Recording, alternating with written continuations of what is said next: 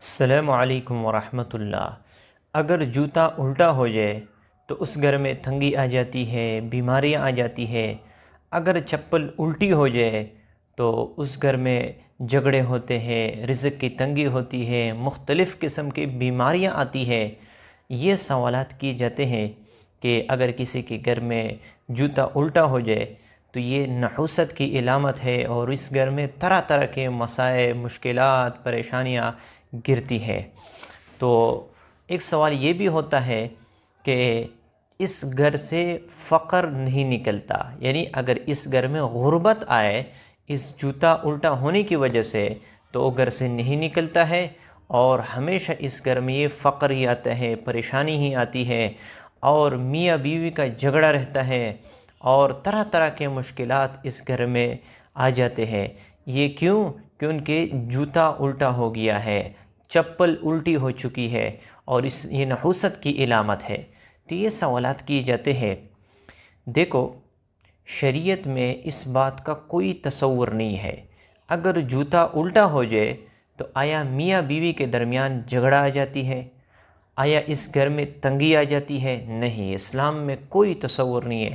نہ قرآن میں اس کا ثبوت ہے، نہ حدیث میں اس کا ثبوت ہے، اور نہ کسی بڑے بزرگ سے اس کے بارے میں کوئی تذکرہ ملتا ہے کہ انہوں نے کہا ہو کہ اگر کسی گھر میں جوتا الٹا ہو جائے تو اس گھر میں مصیبتیں آتی ہے، پریشانیاں آتی ہے۔ اس طرح اگر چپل الٹی ہو جائے تو اس گھر میں مصائب اور پریشانیاں سامنا کرتی ہے۔ تو اس بات کی کوئی تصور نہیں ہے۔ اسلام اس کے بارے میں کوئی بات نہیں کرتے کہ اگر جوتا الٹا ہو جائے تو اس گھر میں مصیبتیں آتی ہے، پریشانی آتی ہے۔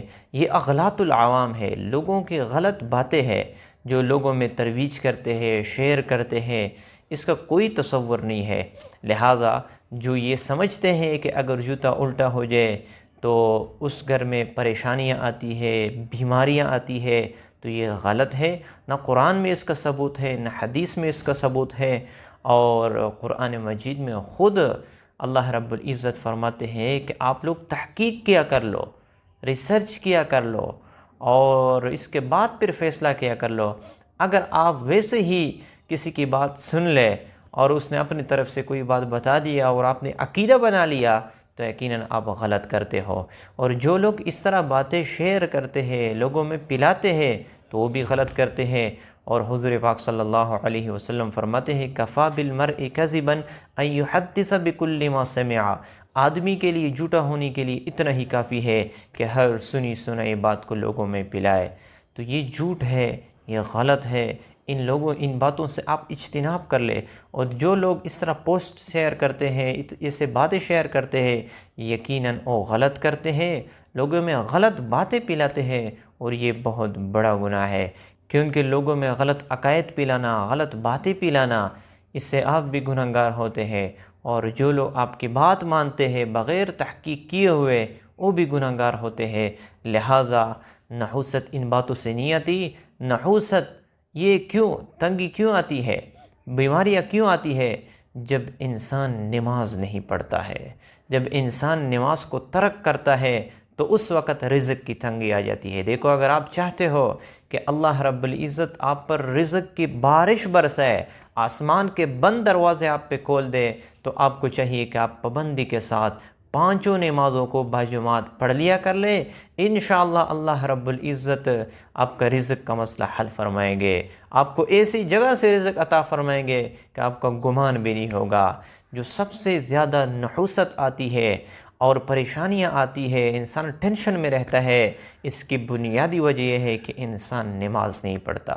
اگر پڑھتا بھی ہے تو صحیح طریقے سے نہیں پڑھتا، باجماعت نہیں پڑھتا، صحیح نہیں پڑھتا، صحیح تلفظ کے ساتھ نہیں پڑھتا، یہی وجہ ہے۔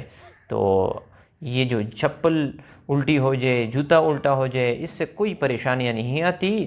پریشانیاں اس وجہ سے آتی ہے جب انسان کا تعلق اللہ کے ذات کمزور ہو اور مخلوق کے ساتھ اس کا تعلق مضبوط ہو، اللہ کو نہیں جانتا، اللہ کے رسول کے حکم کو نہیں مانتا، اس کے مطابق زندگی نہیں گزارتے، تو اس کی وجہ سے پریشانی آتی ہے۔ لہٰذا اس سے کوئی پریشانیاں نہیں آتی۔ تو مجھے امید ہے کہ آپ لوگوں کو یہ بات سمجھ میں آ چکی ہوگی۔ اللہ تعالی ہماری مشکلات کو ختم فرمائے۔